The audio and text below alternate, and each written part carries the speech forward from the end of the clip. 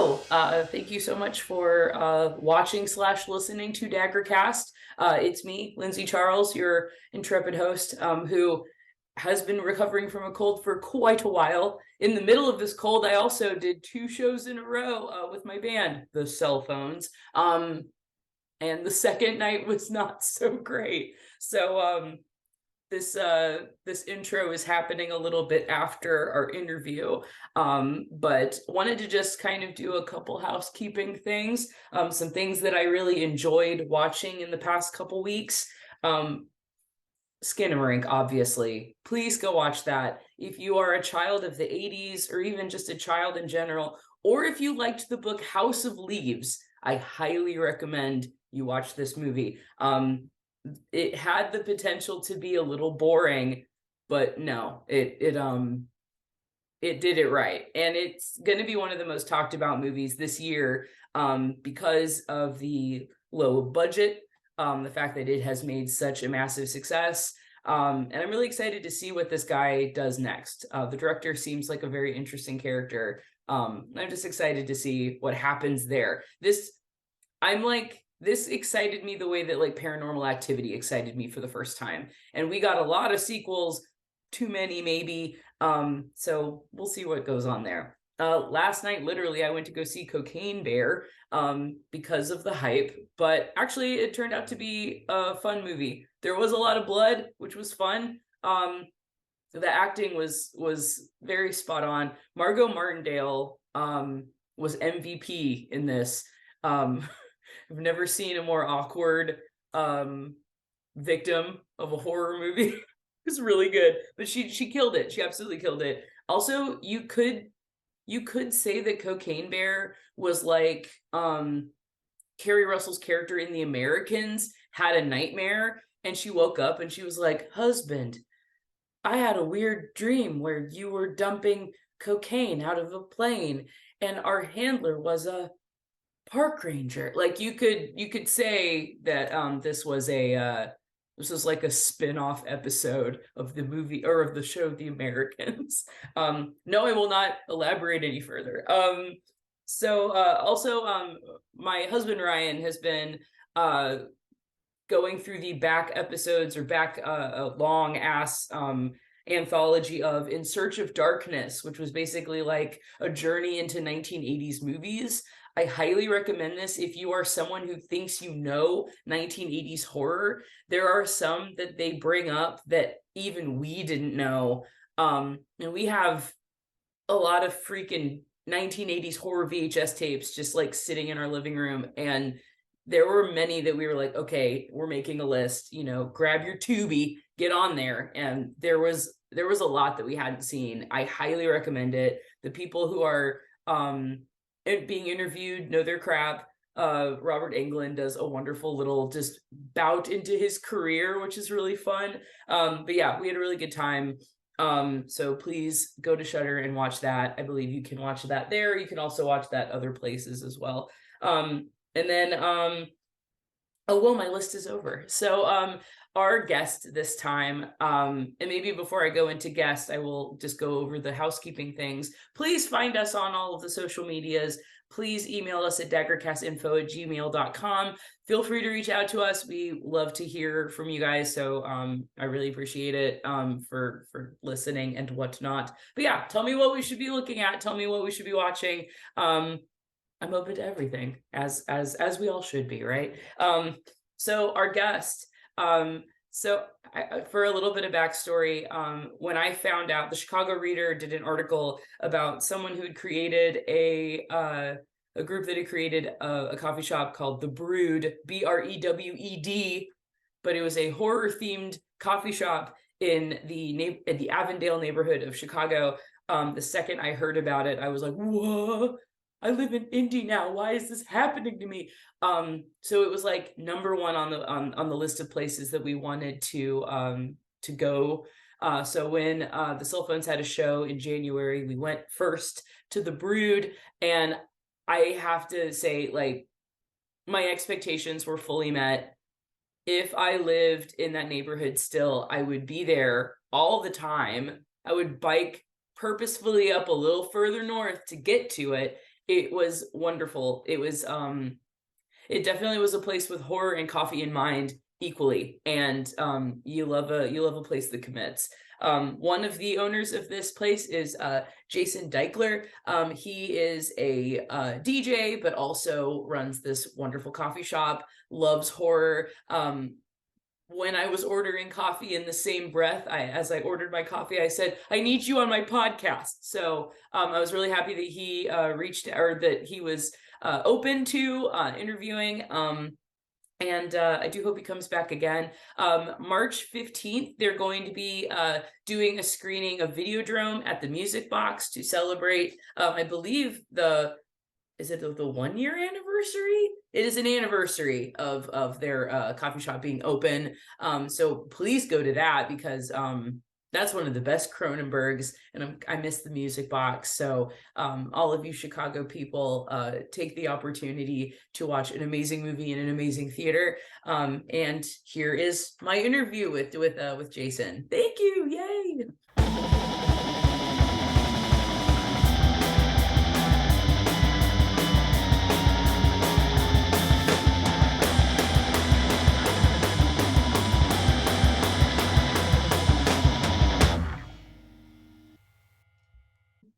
Jason, thank you so much for coming to Dagger Cast. Thanks for having me. Happy to be here. Thanks. Yeah. So a little backstory as to how I know about you is I mean, I left Chicago in 2020. It was a hard move. Literally, it was like there were so many pros, but the con was that that I was leaving Chicago to move to Naptown, Indiana. Right on. And I was very melancholy about it. And then I think every now and again, I'm still a member of the Chicago Reader, so they give me PDF copies of that thing. So I saw your article about you creating this this coffee shop that was horror themed called the Brewed. I love explaining that to people. I'm like, it's brewed like coffee, but it's the brew, and then they're like, yes, stop, continue. But I the second I saw it, like I lived when I first moved to Chicago, I lived at California and Fullerton, and then later moved to like Western and Division, so not far. So if I were there, like I'd be at the Brewed all the damn time, because you're not far up, just up further up in Avondale. Yep. I was reading the article, I was like, God damn it, I'm so sad. I was like, man. So now I'm like, I feel like every city should have a horror themed coffee shop. And so then my band had a show at Subterranean in January, and the first place I wanted to go was the Brewed. So I made my husband take us up there, and literally walking in was like a dream. It was Awesome. like, if it, like, I don't know, I feel like if you were to tell me like, oh hey Lindsey, dream up a horror themed coffee shop, you've made it. You've like made the thing that that has always been in my head. So I applaud you for that. It is wonderful. The coffee was absolutely delicious. Thank you. The theme drinks were ridiculously cool. So so please, like, tell me how that came about. Like, tell me how the process for that, because I do know from the Reader article that you were a DJ, or are a DJ. Mm-hmm. And now you own a coffee shop. So yeah, how did that come to be? Yeah. I've told the story a couple times, but I love telling it, so it's a fun one. Awesome. Yeah. So I've been a DJ for a really long time, longer than I would like to admit that I've been a DJ for. But I also worked for another horror themed company here in Chicago, doing like just fulfilling orders and doing customer service stuff. Nice. And Jen Masters, who's one of my co-owners with me, she also owns Bricked Deck with her husband Nick Mayer, who's my other partner in the Brewed. Jen and I worked together at this company, and we always would, we'd carpool together, going to Rogers Park up north to go to the office, and we'd always joke, like, we'd always stop for coffee on the way there, and Jen would always be like, one day we should open up a monster themed coffee shop. I've always wanted to do that, and I was like, yeah, sure. If you and Nick ever decide to do that, like, I'll learn how to become a barista, and I'll join your army and work in your coffee shop. And then lockdown happened, and DJing ceased to exist, and Jen's gig that she was doing ceased to exist. Brick-a-Brac slowed down, and they had to close the doors for a little bit, and Nick lost his other job, and we just decided to kind of go for it, and started looking at properties, and we found where we're currently located, 2843 Milwaukee in Avondale, and we found that space, and it was a total, completely raw space, it was a ginormous, huge space. And we were kind of walking around in there, and I was like, this could be Bric-a-Brac and the Brewed together. And they, the contractor person was like, cool, built a wall. Bric-a-Brac moved next door, and they opened first, and the coffee shop came just not too far after. That's awesome. That's how we came to be. Yeah, I noticed that in the coffee shop there is a door between the two. Yes. And I wondered if maybe there was a connection. So that answers that. Yeah, that is the connection. And technically speaking, the Brewed name was Nick's complete total idea. Oh my gosh. He was like, before we even had an address or a space, he's like, the coffee shop's gonna be called the Brewed. I'm calling it now, and I was like, that name is awesome. Yeah, I have no notes. That's so cool.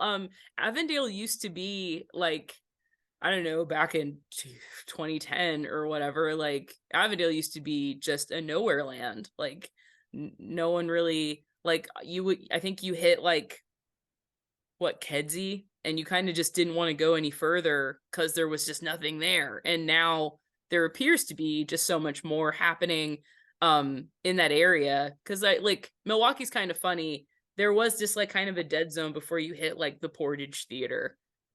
Mm-hmm. Like there was always this like kind of area where you were just like, oh, but now I feel like there's a lot more happening in that area. So how are you, like, I don't know, how's the neighborhood, how's the hood? You're so close to a Giordano's, like a strip mall. That's literally next door to us. A strip mall Giordano's, which is my favorite of the Giordano's.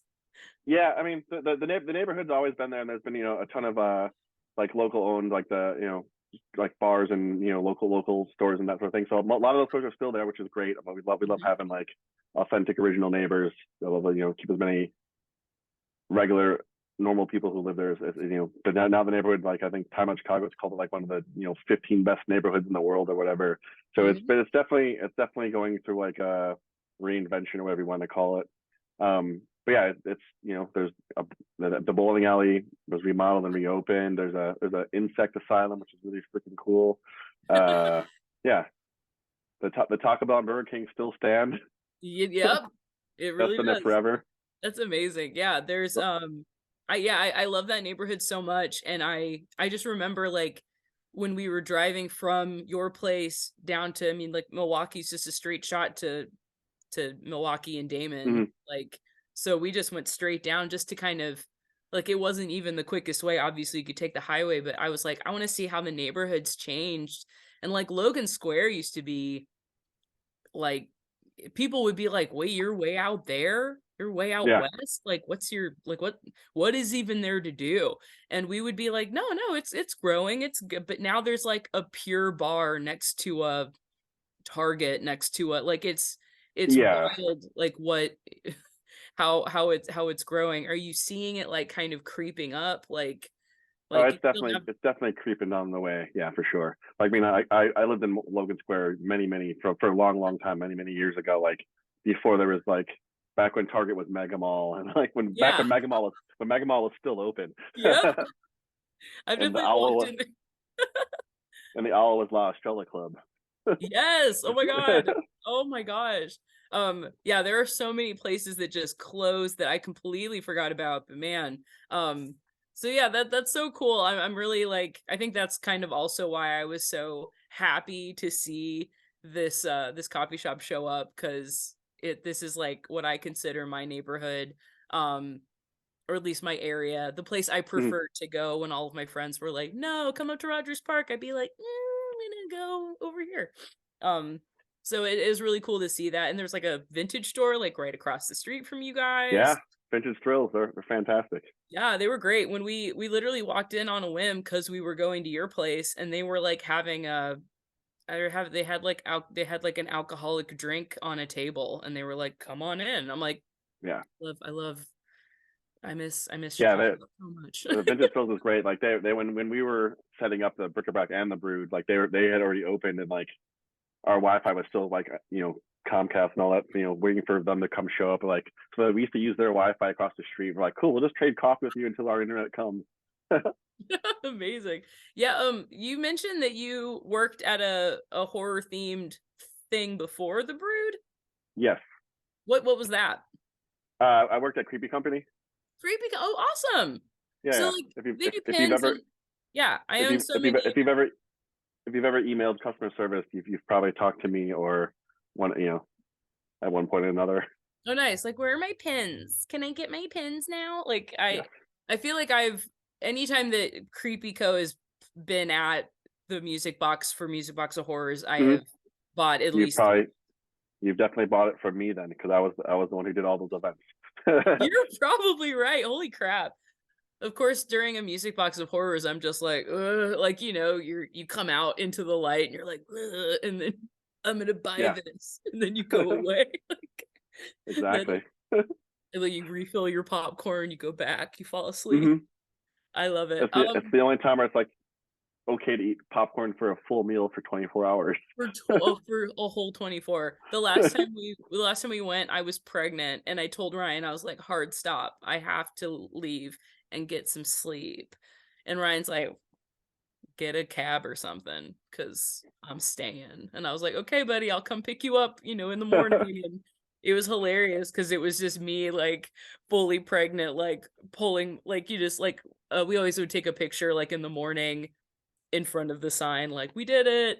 And Ryan always this time he just looked so like aged. Like he had been aged 10 years. It was just like the biggest bags. Oh yeah.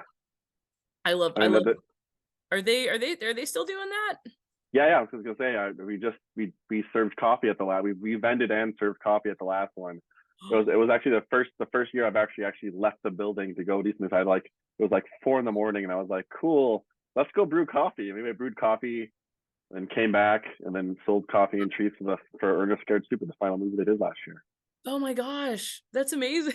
Oh man, we're very jealous, and I think there's gonna be a year where I tell Ryan, like, okay, buddy, this is the year we're gonna go. We're to kids at the grandparents.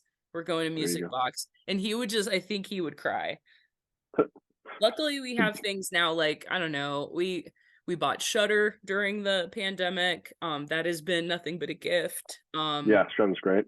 Yeah, and so we've kind of, whenever we feel like we're missing our horror fix from Music Box, we just kind of put on a string of movies and tell ourselves we're doing it. I swear we're doing it. I'll curate it myself. Like, we'll figure it out.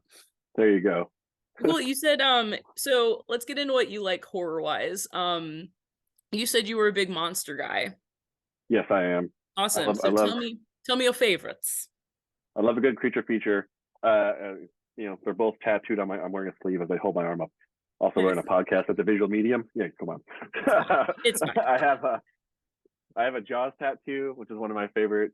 Jaws is amazing. Creature of the Black Lagoon is definitely my favorite of all the monsters in general, because it's just your picture or like the thing you have on the wall at the Brood with him holding a Mountain Dew Pitch Black, like, it's the great. I'm so jealous. I don't know how much I would pay you for that, but it would be double digits or three, probably in the hundreds. But yeah, no, it's so good, and it made me really happy because Mountain Dew Pitch Black is maybe my favorite. But I figured, yeah, from what I saw, it was very creature heavy. I was like, okay, cool. Nick and I are both big creature fans, so nice. So I wanted to ask, like, I feel like we don't necessarily get movies anymore with the same creature more than once, except for maybe like the reboots and the redoings they do of Godzilla. Godzilla and the Predator are like the only two And technically, the predator is a different predator every time, so blah blah blah blah blah. But Come also at me, like nerds. yeah, well, but you're right. It's like kind of it's a I guess it's an alien race that we're seeing. Yeah. And we can consider it a creature because we're seeing one of them. Mhm. But yeah, I guess I feel like the creature featured isn't something that we're as a horror community excited about anymore. But I feel like we still do like the idea of a creature. Like I was kind of trying to talk about this with people before I talked to you. Mhm. Because I was saying what good creature movie has come out recently? Um and Yeah. my friend was like, duh, Barbarian. And I'm like, would we consider that a creature movie? Technically, it's like a troglodyte human, so it's not like a Yeah, like it's creature. just a massively inbred slash fully Yeah, abused, malnourished woman. yeah. It's more of an indictment on our terrible healthcare system than it is on creatures. In the state of Detroit. Yeah. So yeah, like I guess yeah, I'm wondering like why do you suppose we're not that into creatures right now? Like you guys just did a wonderful little like Instagram reel about Skinamarink. I Mhm. thought I loved it because that movie did some horrible things to my brain. Um in that movie we assume there might be a creature of some kind, but we don't get to see it. And I think what makes a creature film is that you visually see a creature. Um Yeah. I feel like we're really into seeing like I feel like lately it's all about like the things we can't see, and I'm wondering why do you suppose that is? Yeah. I mean, just as you were saying, I was like, yeah, I think it kind of goes up the times, like uh, like the torture porn thing kind of came out of like 9/11 and all that sort of stuff. So I think we're Sure. in these weird kind of like I don't even know what the basis would be for like the current state of like more of like a psychological horror. But I mean, we're definitely having more psychological horror times. Like everyone's no one, the classic Thing line or whatever it is, like everyone's tired, no one trusts anybody anymore. Whatever that line is, it's kind of like what we live in now. So I think it's kind of why we're seeing more films kind of along those lines. Yeah, like I always think about it actually happened at Music Box of Horrors when somebody was talking about how Freddy Krueger really hasn't gotten much of a resurgence. Mm-hmm. Um and like me and a friend were like yelling out like, well yeah, our entire existence is a nightmare. What's Yeah. the point? Like and so it's like that thing where I feel like Gen Z would say the same thing. They'd be like, "Why am I scared of Nightmare Man? Everything sucks." Like I'm literally like I think Gen Z, I think even millennials would agree. We're like, this kind of blows. Like, what's Yeah. what? I also feel like lately people are saying a lot of like legalized psychedelics. I'm hearing that so much more in like the last week than I have in like months or years, Mm-hmm. which is like kind of a thing where I'm like, is it gonna happen? Are we willing this into existence? But I wonder like that almost is, it almost negates what could Freddy Krueger do to somebody on psilocybin? Yeah. Who knows? Maybe they've come best buds or something. Yeah, like I'm like I just feel like he would just be like, "Yeah, I'm gonna get you, bitch," and then it would just be like, "Wah," and like my dreams are doing this, and Freddy's like, "What the hell?" Yeah. Yeah. Like welcome to prime time. Actually, let's watch some prime time. Yeah, I yeah, can really go to that like, right now. let's do it. Let's watch all. Keep playing. Like he's just like, "Oh, can you let me out of your dream?" Like I don't want to do this. I'm sorry. I'm sorry I killed those kids. Like and we go through a whole that would be hilarious to watch. But again, I feel like it would just be like a somebody would have to really think that through and almost scary movie it in a way. Like if we could Mhm. get like a scary Freddy Krueger, but it would just be funny. Yeah. I feel like some people would get it. But yeah, I do, or even like what they're doing, like the whole Universal Monsters thing. Like we got so excited about that, and I feel like I'm not hearing much about it. Yeah. Well, I think that Tom Cruise Mummy movie kind of destroyed all of that. Most likely. Yeah, he certainly wasn't trying as hard as he was in this last Top Gun movie. Hey, That was he ran real fast, and that's all he really needed to do. he like sometimes like, but it's so funny because I feel like he can phone it in when he has to, and I hate that. I and I hate that Hmm. he can be like really intense and relevant suddenly for the right movie. But Yeah, the Mummy just didn't cut it, and I feel bad for him. And I feel yeah, bad. I more feel bad for the Mummy. and sorry to all my Mummy fans out there. I mean, of all the Universal properties to reboot, even for That the wasn't classic Mummy movie, like the Mummy, like it's a great. But if you try watching like the original like Mummy, like the Universal monster, it's a pretty slow burn slog. Like not a whole lot happens. no. Poor Claude Rains was like, "You're a handsome dude. We're gonna wrap you in cloth the whole entire movie." Exactly. Ugh. What was I? Have you watched? It's a Disney slash Marvel thing. But if you watched One Night a Werewolf, Yeah, I did see that. That's something actually. So I have full disclosure. I have severe, very very severe Marvel burnout. sure. I, but I did watch. Was it Werewolf at Night? I think right. That's what it's called. I think it's called One Night. Or am I confusing I it think with it's it? Werewolf. I think it's Werewolf at Night. But I really did enjoy it. Werewolf Whatever it's called. It by was black Night. and white. Yes. It was cool. It was a good time. I really really enjoyed it. It was like something different from the Marvel properties. I was like, cool. This is different. It's got a little bit of gore. It's got some other cool things. I'm not going to spoil anything if you haven't watched it, but it was. Sure. I had a good time. Had a good Yeah, time with it. what I liked about that was at least that they were clinging well and not desperately to the source material. Yeah, Like I could tell where they were pulling from, and they weren't doing it in a way that was like masturbatory, I guess. Like yeah. it actually was making a new thing. When it wasn't it wasn't the usual like Marvel action like paint by numbers. Like every Yes. Marvel movie has like the exact same plot points. Like cool, here it is, and then yep, here we go. Cool, that Yeah. happened. Yeah, End and I credits. like yeah, I think people it gets funny. I talk to my dad all the time, and he's always like, "Oh yeah, I love and he'll be like, Justice League, loved it," and I'll be like, "Huh, no, what? Venom, loved it," and I'm like, stop talking, like I need you to not do that, and he'll just be like, "I love every superhero movie that comes through, fill my eyeballs with it. I don't give a crap." But sometimes I'm like, but can we put good people in charge of the stuff so that it actually ends up being good? Um, i.e., Black Panther and Wakanda Forever. Like those were all done really well because, but also, yeah, you're right. Like I feel like even some of that, it just gets caught in the trap of formula.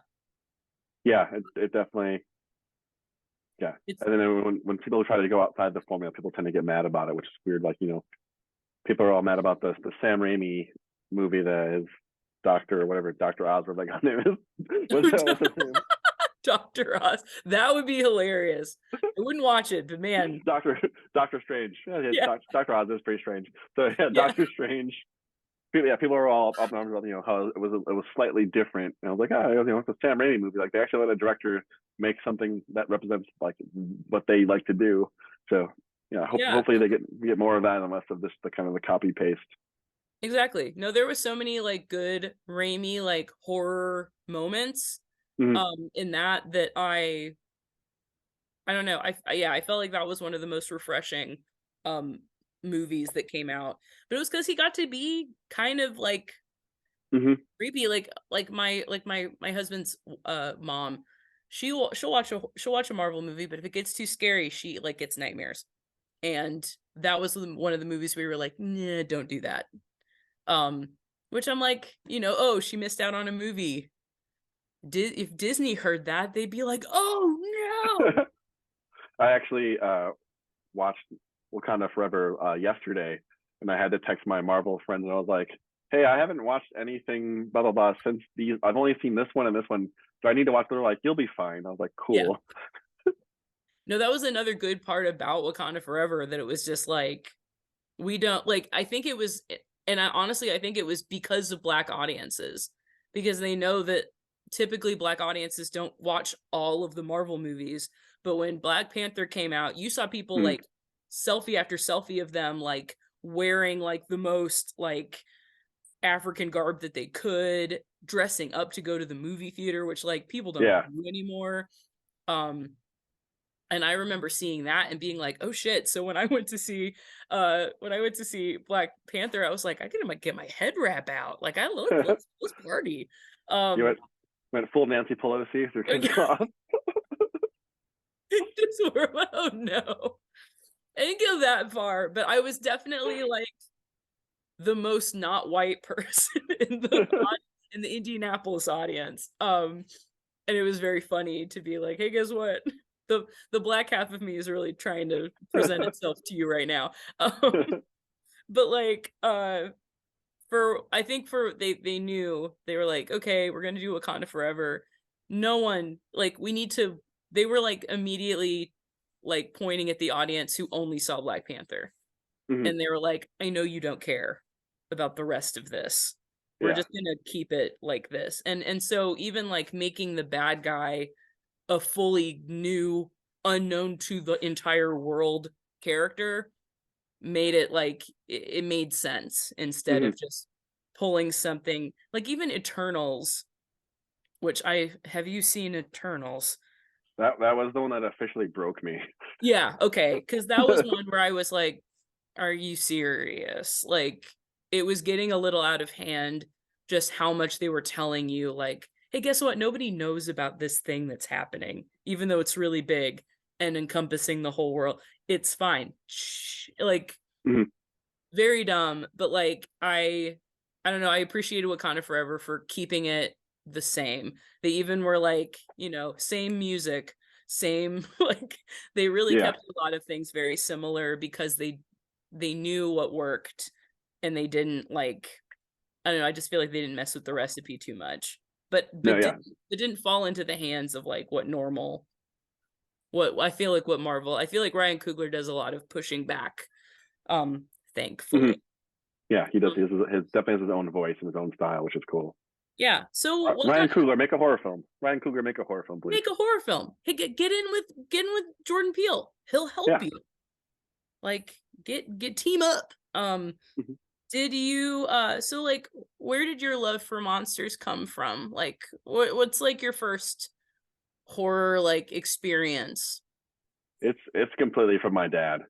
He's a universal like monster guy. Like he grew up just like going to his neighborhood cinema and like going to go see like whatever it was, like a nickel or whatever it was back in his time, and he would just go like spend the whole day at the theater and just watch whatever play he would see. So put your eyes in, turn the crank, like that's exactly. They went to the Nickelodeon. He was looking at the thing. Yeah, so he pretty much was like, as a small kid, he was always scaring us and just being a weird dad. And but yeah, he was showing us like Ray Harryhausen and stuff and like all that kind of thing. So I grew up on like Godzilla, Clash of the Titans, and all that fun stuff. So it just kind of fell into more horror movies and all that. Had those orange kids books that have all like one book would be like just about Dracula, one would be like about Godzilla. You can take them off your local library. I actually tried to buy some recently, a set of those books, and they're crazy expensive now. But really? So I grew up with monsters. My dad was just his total doing, and then my first like personal own like experience, I saw Nightmare on Elm Street on cable, and it terrified me, and I had to sleep on my parents' bedroom floor, and that was the first time I like was absolutely like spooked. And then I was like, cool. And the next day I joined the Freddy Krueger fan club, and then ever since then it's here we are. I own a horror-themed coffee shop.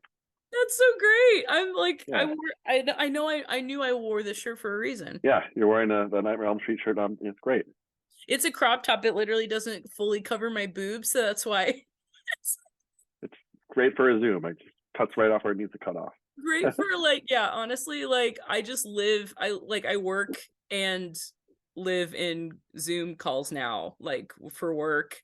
And outside of it, like I'm gonna like roll off this like cushion and just roll into the living room and then lay down and like I don't think I think I wore jeans today just as a point, just to make a point to myself. I could wear jeans. Good Lord. That was my favorite new vocabulary word was hard pants. I have hard pants on today. I've got hard. Like, what? There's soft pants and hard pants. Oh my God. I'm gonna use that. And I'm like, was today a day that you put on your hard pants? Did you actually get out there and do some Yeah. stuff? Or was it a soft pants day? Just full soft, All soft pants buttery, all day long. just buttery softness. Maybe like a onesie. Good Lord. That's amazing. We're kind of towards the end. Can you tell me things that are happening? You are almost it's almost a 1-year anniversary for the Brood. Yeah, the Brewed will turn 1 on March 15th, which when we opened, it's weird being a coffee shop named after a Cronenberg movie. We opened on March 15th and we didn't even realize that's David Cronenberg's actual birthday. What? Oh my God. Yeah. Someone messages like, "Hey, that's pretty crazy. You guys opened on his birthday." We're like, "What?" So yeah, we're the Brood, and we'll turn 1 year on March 15th. And on that same day, we're going to be showing the brand new 4K uncut director's version of Videodrome at the Music Box Theater. So those tickets should be going on sale very, very soon. And then we'll also have some other shindigs probably that weekend going on at the Brood itself, like a party with maybe some guest appearances. We were actually talking about that today. So we'll see what happens. Fingers crossed. Oh man, so many fingers crossed. Yeah. I absolutely I'm such a big Cronenberg fan. My favorite is Dead Ringers. Awesome. And it was literally like I went to IU and I did like a bodies in cinema class and like could not get over, like, I mean, basically Cronenberg was like the main event of the class because I was, then when they were like, Lindsey, what does body horror like, or what do bodies in cinema look like to you? And I'm like, Cronenberg. And so Yeah. I'd literally rent from the giant library at IU. They had like a little like video room in the basement, and I would just check out the Criterion Laserdisc of Dead Ringers. And they'd be like, you obviously can't leave the library with this. I'm like, why? Where would I go? Yeah. I don't have a laser disc player. So I would just sit and like get snacks and just watch it in the library when I was bored. So I love me some Cronenberg. And then how I knew my husband was gonna be the forever guy was when he was like, "Oh, hey, I found the VHS of a Cronenberg movie you might like, Dead Ringers." And I was like, get out of my face. I hate him so much.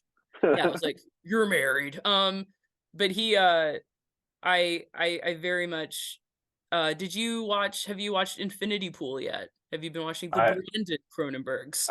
I've been at the Brood, and every time I try to go see Infinity Pool, it's one of those either like playing at like 1:15 p.m. or like 10 o'clock at night, and I'm like, why isn't there like a 7:30 show, right? When I get off work, I can just walk to the Logan or whatever and go see it, but then it hasn't happened yet.